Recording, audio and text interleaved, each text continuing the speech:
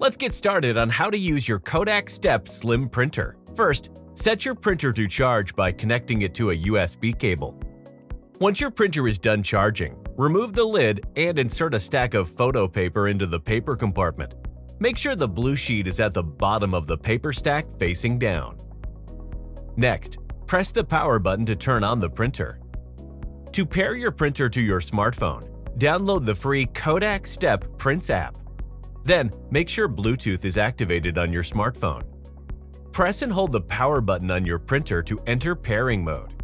Next, select your printer in the Bluetooth device list once it appears and wait for the two devices to connect. Once the connection is made, use the app to edit, stylize, or enhance your photos.